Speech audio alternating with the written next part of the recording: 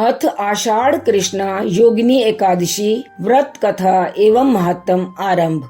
धर्मराज युधिष्ठिर भगवान श्री कृष्ण को नमस्कार कर कहने लगे कि महाराज, मैंने ज्येष्ठ शुक्ला एकादशी के व्रत का महत्तम सुना है। अब कृपा करके आषाढ़ कृष्णा एकादशी की कथा का वर्णन करें। इस एकादशी का क्या नाम है तथा क्या महत्तम है, सो सब कृपा करके वर्णन कीजिए। श्री कृष्ण भगवान कहने लगे, हे राजन, आषाढ़ कृष्णा एकादशी का नाम योगिनी एकादशी है। इसके व्रत से समस्त पाप नष्ट हो जाते हैं। यह इस लोक में भोग और परलोक में मुक्ति देने वाली है। यह तीनों लोकों में प्रसिद्ध है। मैं तुमसे पुराणों में वर्णन की हुई कथा कहता हूँ, सो तुम ध्यान पूर्वक सुनो।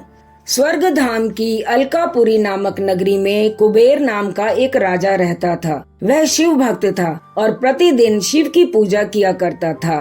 हेम नाम का एक माली पूजन के लिए उसके यहाँ फूल लाया करता था। उस माली हेम की विशालाक्षी नाम की अत्यंत सुंदर स्त्री थी। एक दिन वह मानसरोवर से पुष्प तो ले आया, परंतु कामासक्त होने के कारण वह इधर अपनी स्त्री से हास्य विनोद तथा रमण करने लगा और दोपहर तक माली पुष्प लेकर राजा के पास नहीं पहुंचा। उधर राजा उसकी राह देखता रहा। अंत में उसने सेवकों को आज्ञा दी कि तुम लोग जाकर माली हेम के न आने के कारण का पता लगाओ, क्योंकि वह अभी तक पुष्प लेकर नहीं आया है। सेवकों ने कहा कि महाराज, वह पापी अति कामी है, अपनी स्त्री से हास्य विनोद तथा रमण कर रहा होगा। यह सुनकर कुबेर ने क्रोधित होकर उसे बुलाया। माली हेम राजा के भय से कांपता हुआ उपस्थित हुआ। राजा कुबेर क्रोध के मारे, जिसके होठ कांप रहे थे, कहने लगा, अरे पापी, नीच, कामी, तूने मेरे परम पूजनीय परमेश्वर श्री शिवजी महाराज का अनादर किया है।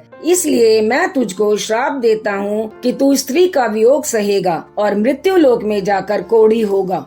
कुबेर के शाप से माली हेम का स्वर्ग से पतन हो गया और वह उसी क्षण पृथ्वी लोक में जा पहुंचा। भूतल पर आते ही उसके शरीर पर कोढ़ उत्पन्न हो गया। उसकी स्त्री भी उसी समय अंतर ध्यान हो गई, अर्थात वह स्वर्ग लोक में ही रह गई। मृत्यु लोक में आकर उसने अनेक दुख भोगे। भयानक जंगल में जाकर बिना अन्न और जल के भटकता रहा। रात्रि को निद्रा भी नहीं आती थी, परंतु शिवजी की पूजा के प्रभाव से उसको पिछले जन्म की स्मृति का ज्ञान अवश्य रहा। घूमते घूमते एक दिन वह मार्कंडे ऋषि के आश्रम में पहुंचा, जो कि अत्यंत वृद्ध थे और जिनका आश्रम ब्रह्मा की सभा के समान लगता था।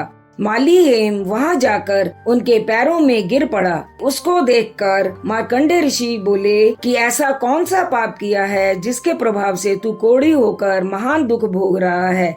माली हेम कहने लगा कि मैं कुबेर का सेवक माली हेम हूँ। मैं राजा की पूजा के लिए नित्य प्रति पुष्प लाया करता था। एक दिन अपनी स्त्री के साथ विहार करते और रमण करते देर हो गई। दोपहर तक पुष्प लेकर नहीं पहुंच सका, तो उन्होंने मुझे श्राप दे दिया कि तुझे स्त्री का वियोग होगा और मृत्यु लोक में जाकर कोढ़ी बनकर दुख भोगेगा।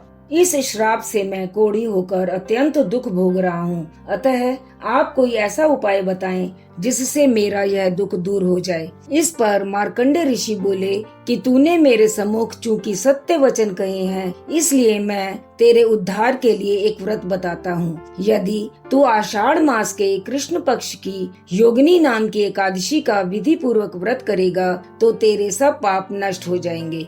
यह सुनकर माली हेम ने अत्यंत प्रसन्न होकर ऋषिवर को साष्टांग प्रणाम किया। मुनि ने उसको अत्यंत स्नेह के साथ उठाया। माली हेम ने मुनि के कथनानुसार विधि पूर्वक योगिनी एकादशी का व्रत किया और इसके प्रभाव से श्राप मुक्त हो गया और स्वर्ग लोक में आकर अपनी स्त्री के साथ विहार करने लगा। हे राजन, यह योगिनी एकादशी का व्रत 88,000 ब्राह्मणों को भोजन कराने के बराबर फल देता है। अतः इस व्रत से समस्त पाप दूर हो जाते हैं और अंत में स्वर्ग की प्राप्ति होती है।